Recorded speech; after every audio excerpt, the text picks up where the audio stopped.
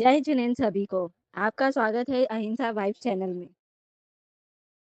3 काम बताता हूँ, कोई एक काम कर दे तो तू नरक जाने से बच जाएगा। बोले क्या? गुरु जी, क्या पूर्व भव में किए गए सभी प्रकार के कर्मों के उदय को हम अपने अच्छे शुभ पुण्य के कार्यों से परिवर्तित कर सकते हैं, या कुछ कर्म ऐसे होते हैं कि हम कितना भी पुरुषार्थ करें उनमें किंचित भी न्यूनता नहीं ला सकते? मुनिवर कृपया शंका का समाधान करें। देखो, बहुत अच्छी बात कही है आपने।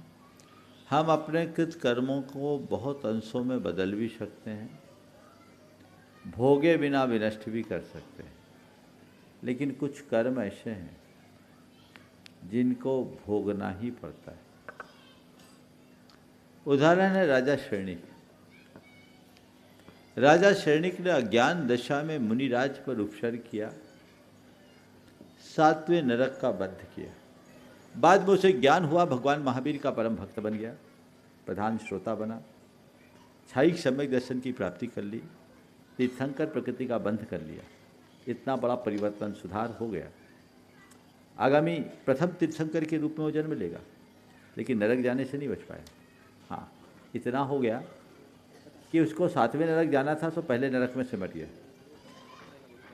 ये परिवर्तन हुआ, लेकिन ये भोगना ही पड़ा। और तुम्हारे संदर्भ में एक प्रसंग बोलूँगा जो मूलतः दिगंबर आगमों के पुराणों के आधार पर तो नहीं है, पर जैन पुराणों के आधारित है, बहुत प्रेरक है आज के संदर्भ में। राजा शरणिक को यह पता लग गया कि उसे नरक जाना पड़ेगा, तो भगवान महावीर के चरणों में गया और कहा, भगवान मुझे नरक जाने से कैसे ही बचाओ, मैं आपका इतना बड़ा भक्त हूँ। भगवान ने कहा, देख तेरे कर्म है, तेरे को जाना तो पड़ेगा। नहीं महाराज, आप तो हम पर कृपा करो, मुझे नरक से बचाओ। भगवान ने कहा, ठीक है, 3 काम बताता हूँ, कोई एक काम कर दे तो तू नरक जाने से बच जाएगा। बोले क्या? बोले तेरी दादी आज तक मेरे पास नहीं आई, एक बार उसको दर्शन करा दे। पहला काम, तेरी दादी आज तक मेरे पास नहीं आई, एक बार उसके दर्शन करा दे। ठीक। दूसरा काम कि जनदत्त श्रेष्ठी की दासी है देवदत्ता, उसने आज तक दान नहीं किया, उसके हाथ से दान करा दे। और तीसरा, तेरे यहाँ राजगृह में एक काल सौखरिक नाम का कसाई है, वो प्रतिदिन 500 भैंसों का वध करता है, एक दिन के लिए उसका वध रुकवा दे। 3 में कोई एक काम पूरा करा दे तो नरक जाने से बच जाएगा। सैनिक ने कहा, चलो सबसे पहला काम घर का ही है, घर से ही सलटाते हैं। वो अपनी दादी को पुटियाया, रथ पर वन विहार के नाम पर बिठाया और लेकर आगे चला। और जैसे ही भगवान महावीर के समोसरण की ओर रथ मोड़ा, दादी समझ गई कि ये मुझे महावीर के पास ले जा रहा है। बोले मुझे नहीं जाना।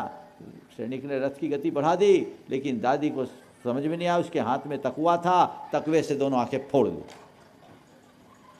भगवान के दर्शन नहीं हुए। सैनिक को लगा मामला गड़बड़ है।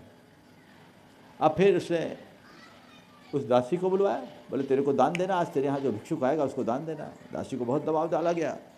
जब दान देने के लिए बहुत दबाव डाला गया तो उसने कहा, ये सेठ का दान है, मेरा दान नहीं, मैं दान में रुचि नहीं रखती, ले लो। वहाँ भी काम बिगड़ गया। अब फिर उस कसाई को बोला कि तुझे जो चाहिए ले ले, एक दिन के लिए तो वध मत कर। बोले ये मेरा पुश्तैनी धंधा, आज तक मैंने कभी नागा नहीं किया, मैं नहीं छोड़ सकता। बोले एक दिन तो मान जा। बोले नहीं मान सकता। सैनिक ने उसे उठा के जेल में बंद कर दिया। जेल में ही रहेगा तो कम से कम बच जाएगा। वो पट्ठा जेल में गया और जेल में अपने शरीर के मैल की बत्तियां बनाए।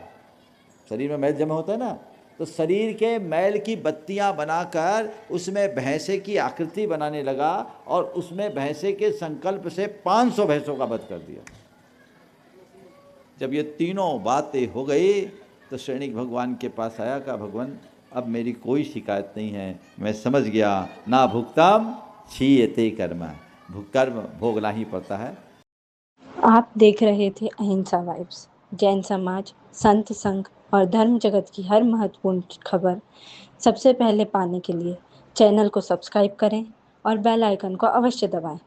हम लाते रहेंगे आपके लिए सत्य, श्रद्धा और संस्कार से जुड़ी हर विशेष जानकारी। जय जिनेंद्र।